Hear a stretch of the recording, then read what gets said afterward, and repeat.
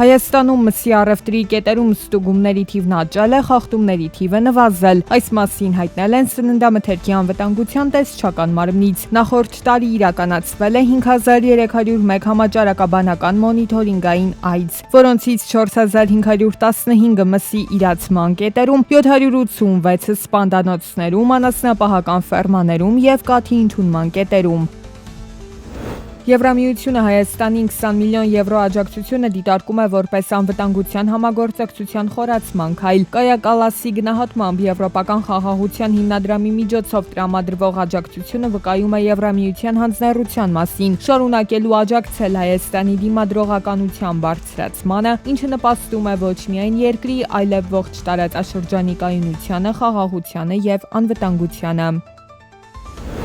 Հայաստանի տնտեսական ակտիվության ցուցանիշը 2025 թվականին 2024-ի համեմատ աճել է 9.1%-ով։ Արդյունաբերական արտադրանքի ծավալը կազմել է 3 տրիլիոն 327 միլիարդ 745.1 միլիոն դրամ, աճելով 4.7%-ով։ Գյուղատնտեսական համախառն արտադրանքի ծավալը կազմել է 1 տրիլիոն 57 միլիարդ 224 միլիոն դրամ, գրանցվել է աճ 5.6%-ով։ Շինարարության ծավալն էլ կազմել է 810 միլիարդ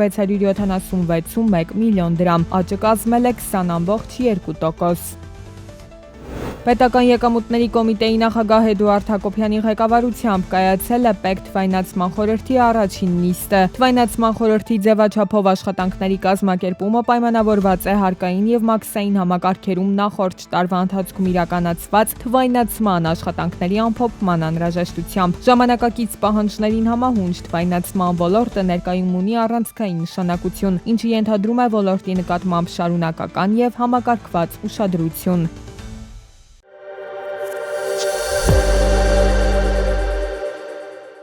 Դոնալդ Թրամփը հայտարարել է, որ Միացյալ Նահանգները չեղարկում է Կանադայում արտադրված բոլոր ինքնաթիռների հավաստագրերը։ Հավաստագրերի չեղարկումը ուժի մեջ կմնա, մինչև Gulfstream ընկերության արտադրանքը Կանադայում լիարժեք հավաստագրվի։ Միացյալ Նահանգների նախագահը հավելել է, որ եթե ստեղծված իրավիճակը չլուծվի կարճ ժամանակահատվածում, ապա Կանադայից Միացյալ Նահանգներ արտահանվող բոլոր ինքնաթիռների համար կկիրառվի 50% մաքսատուրք։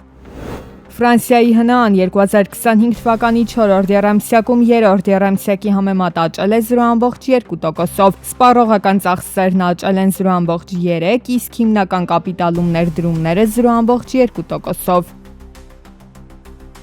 Վենեսուելայի խորհրդարանը հավանություն է տվել նավթային ոլորտի բարեփոխմանը։ Հարկային մասում բարեփոխումը սահմանում է ռոյալթի մինչև 30%, ինչպես նաև ներդրում է ածխաջրածինների հարկ համախառն եկամտի մինչև 15% չափով։ Վերացվում է նաև գերշահույթի հարկը։ SoftBank-ը բանակցություններ է վարում OpenAI-ում մինչև 30 միլիարդ դոլար լրացուցիչ ներդրում կատարելու վերաբերյալ։ Հնարավոր գործարքը կարող է դառնալ արհեստական բանականության ոլորտում ամենախոշոր մասնավոր ներդրումներից մեկը։ Լուրերի հրապարակման ֆոնին SoftBank-ի բաժնետոմսերը Տոկիոյի բորսայում աճել են մինչև 8.8%-ով, այնուհետև գրանցել են մոտ 3.7% անկում։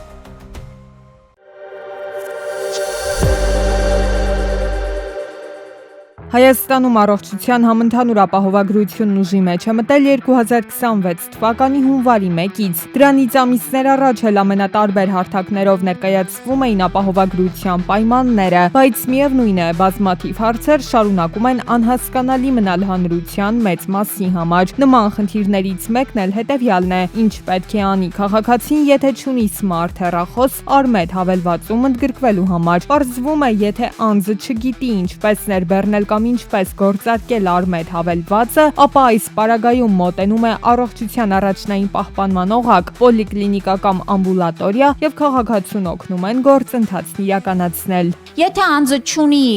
սմարթ հեռախոս, ապա պոլիկլինիկայում նրանց ուրեմն բժիշկը բացում է այդ արմեդը իր արդեն տեսանելի դաշտերը եւ այնտեղ է համաձայնության կոճակը սեղմում ներկայացնելով պացիենտին եւ այսպես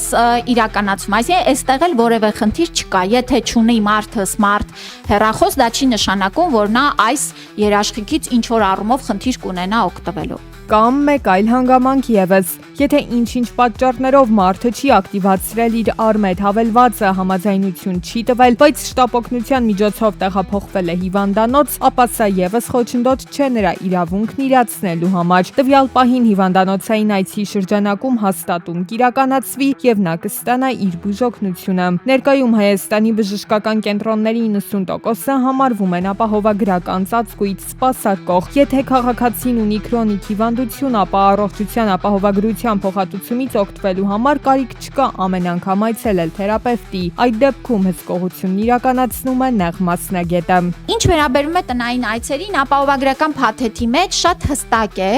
որ տնային այց իրականացվում է միայն այն ժամանակ, եթե մարդը ունի հենաշարժողական խնդիրներ կամ այնպիսի հիվանդ է, որը որ չի կարող այցելել պոլիկլինիկա, դրանց ուրեմն շրջանակը բավականին այսպես նեղ է եւ այո, այս մարդիկ էլ կարող են գրանցվել եւ ընտանեկան բժիշկը թերապևտը տնային այց կիրականացի։ Առողջության ապահովագրության համակարգ մտնելուց հետո անձը 12 ամիս համարվում է շահառու անկախ աշխատավարձի փոփոխությունից։ Պիտի համակարգի կայունությունը մենք ապահովենք, չենք կարող ամիսը մեկը դուրս գա, մյուսը մտնի եւ այստեղ ուրեմն մենք արդեն կունենայինք շատ անկանխատեսելի ծախսեր։ Այո, եթե մեկ ամսվա ընթացքում նրա աշխատավարձը կազմել է 200,000-ից ավել, անձը ներառվել է ապահովագրական համակարգ, ապա նրա հաջորդի աշխատավարձի փոփոխությունները արդեն դիտարկելի չեն։ Նա մնում է ապահովագրական համակարգում։ Հայաստանում այս պահին առողջության ապահովագրության համակարգի շահառու է 1,571,181 քաղաքացի։ Նրանց 18.3%-ն է վճարում ապահովագրավճար, մնացածը գտնվում են պետական հոգացության ներքո։ Այս պահին համակարգը գործում է միայն աշխատանքային պայմանագրով աշխատողների համար։ 2027-ից առողջության համընդհանուր ապահովագրական համակարգը կգործի նաև քաղաքացիաիրավական պայմանագրերով աշխատողների համար։